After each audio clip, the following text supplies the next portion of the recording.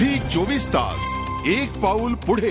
जुन्या पुण्याच्या बहुचर्चित विकास आराखड्याला अखेर महापालिकेची मंजुरी मिळाली आहे। मात्र सत्ताधाऱ्यांनी बहुमताच्या जोरावर मंजूर केलेला हा विकास आराखडा बिल्डर धार्जिणा असल्याचा आरोप विरोधी पक्षांनी केला आहे। या विकास आराखड्यासंदर्भातला हा सविस्तर रिपोर्ट। तब्बल 12 तासांच्या सलग चर्चेनंतर जुन्या पुण्याच्या नवीन विकास आराखड्याला 59 विरुद्ध 79 मतांनी मंजुरी मिळाली। 2007 मध्ये तयार होणं अपेक्षित असलेला विकास आराखडा अखेर 2013 मध्ये मंजूर झालाय।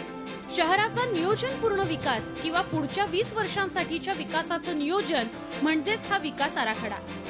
या आराखड्यात विकास कामांपोटी FSI आणि TDRची खैरात करण्यात येणार आहे। शहरातल्या टेकड्या, शेतजमिनी, मोकळ्या जागा, हरित क्षेत्र तसंच पाणी साठ्यांचं निवासीकरण सुचवण्यात आल्यामुळे शहरात काँक्रीटचं जंगल उभं राहणार आहे।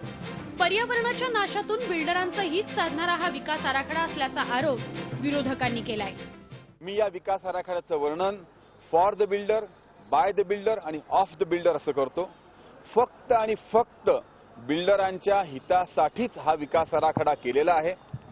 यामध्ये नैसर्गिक जंगल कमी केलेला आहे। विकास आराखडा शहराच्या भवितव्यावर परिणाम करणारा आहे। जो विकास आराखडा सामान्य नागरिकांना नव्हे नगरसेवकांनाही उपलब्ध झालेला नाही, त्या विकास आराखड्यावर भर थंडीमध्ये अंधाऱ्या रात्री चर्चा करून पुणेकरांचं भविष्य कसं काय ठरवलं जाऊ शकतं, विकास आराखड्यामध्ये काय आहे, लोकांना त्याचा काय फायदा होणार आहे, अजून लोकांना एक्झिस्टिंग लँड यूज काय आहे याचीही कल्पना नाही आहे। भरमसाठ FSI देणं म्हणजे विकास आहे का?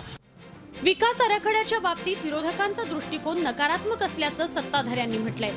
तर या आराखड्याला बिल्डर धार्जिणा म्हणणं चुकीचं असल्याचं मत DS कुलकर्णी यांनी व्यक्त केलंय।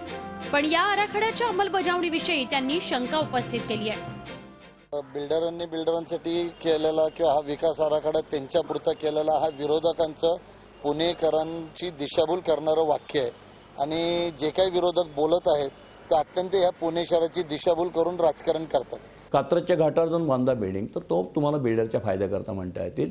बिल्डर असा माणूस आहे की तुम्ही जे काही रेसिडेन्शियल झोन डिक्लेअर कराल त्यात तो काम करतो। 5-10% वाईट लोक सगळ्या प्रोफेशनमध्ये असतात, त्याच्याकरता सगळ्या बिल्डरला बदनाम करायची गरज नाही। पण तुम्ही काही झालं तरी बिल्डरला बदनाम करून साप म्हणून दोरी बडवण्यासारखं आहे। मुळात हा DP प्लॅन 100 वर्षाचा करा। पुणे शहराचं पुढचं बघा, 30 लाख वाहनं झाली, 36 लाखाला 30 लाख, तर 65 लाखाला 60 लाख वाहनं होतील, रस्ते कुठनं आणणार त्याचा विचार करा, त्याच्यावर वादविवाद करा।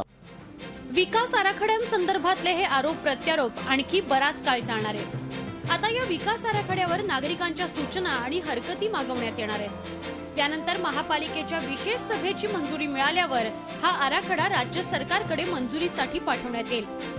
पुणे शहरासाठीचा हा तिसरा विकास आराखडा आहे। याआधी मंजूर करण्यात आलेल्या 67 आणि 87च्या विकास आराखड्यातल्या शिफारशींची फक्त 32% अंमलबजावणी झाली आहे।